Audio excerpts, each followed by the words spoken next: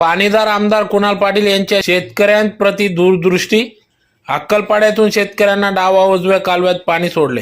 याबाबत वृत्त असे की निम्न पांजरा अक्कलपाडा मध्यम प्रकल्पाअंतर्गत डावा आणि उजव्या कालव्यातील शेतकऱ्यांच्या शेतीला पाणी मिळावे तसेच या कालव्याच्या माध्यमातून लघु प्रकल्प उभारले जावेत म्हणून आज आमदार कुणाल पाटील यांच्या सूचनेवरून डाव्या व उजव्या कालव्यात पाणी सोडण्यात आले.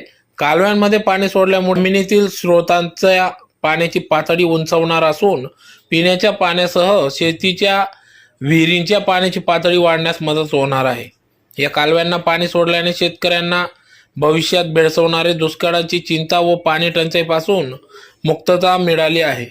अक्कलपाडा प्रकल्पावर जाऊन आमदार कुणाल बाबा पाटील यांच्या हस्ते आज सकाळी डाव्या व उजव्या कालव्यांना पाणी सोडण्यात आले. यावेळी आमदार कुणाल पाटील यांच्या हस्ते अक्कलपाडा प्रकल्पाचे पाण्याचे जलपूजन देखील करण्यात आले. यावेळी शेतकऱ्यांना दिलासा मिळाला असून शेतकरी वर्गात आनंदाचे वातावरण निर्माण झाले आहे.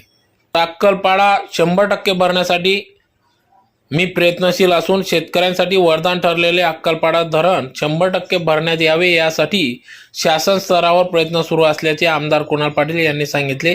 त्यामुळे प्रकल्पग्रस्तांच्या जमीन अधिग्रहणाचा मोबदला देण्यासाठी सुमारे 200 ते 250 कोटी रुपयांचा निधी हा लागणार आहे. त्यासाठी शासनाने निधी उपलब्ध करून द्यावा म्हणून मी अधिवेशनात आवाज उठवला होता. त्यामुळे यापुढे अक्कलपाडा धरण हे 100% भरण्यासाठी निश्चितपणे प्रयत्न केले जातील.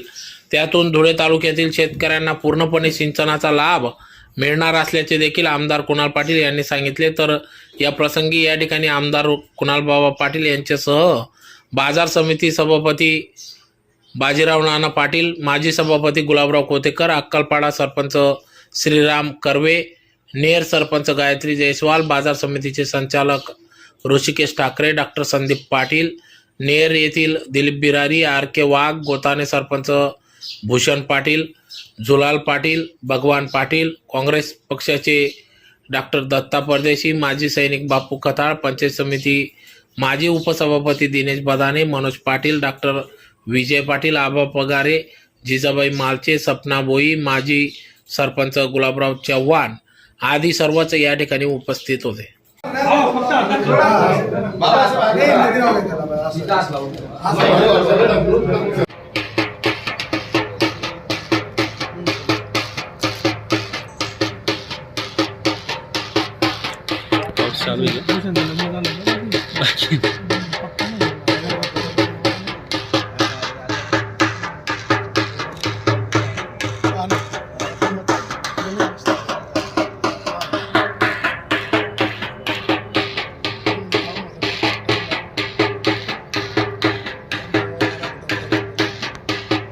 यावर्षी अत्यंत चांगला पाऊस या संपूर्ण जिल्ह्यामध्ये होतोय आणि या लाटीपाडा धरण हे ओव्हरफ्लो झालं आहे.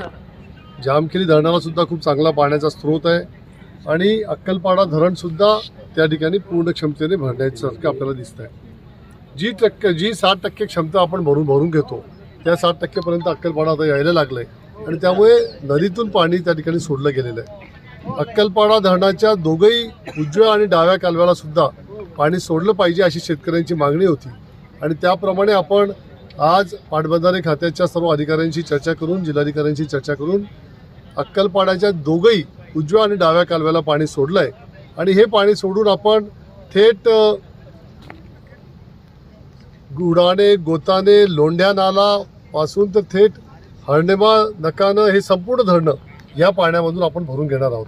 त्याचप्रमाणे डाव्या कालव्यामधून कोठरे असेल किंवा निमडाळ किंवा गोंदूर ही सर्व धरणं त्या ठिकाणी येणारी रस्त्यामधली कावठीची, मेहरगावची, पाझर तलावं ही सगळी भरत आपण संपूर्ण जेवढं शक्य असेल तेवढी सगळी धरणं आपण भरून घेणार आहोत आणि त्यामुळे अत्यंत आनंदाचं वातावरण आहे की ह्यावेळी चांगला पाऊस झाल्यामुळे आपण दोघंही कालव्यांना त्या ठिकाणी पाणी सोडू शकतो आहे आणि 100% क्षमतेने भरलं पाहिजे असा आमचा खूप मोठा मानस आहे आणि आम्ही त्याकरता गेले 6-7 वर्षापासून लढा करतो आहे, परंतु सरकार त्या ठिकाणी आम्हाला साथ देत नव्हतं.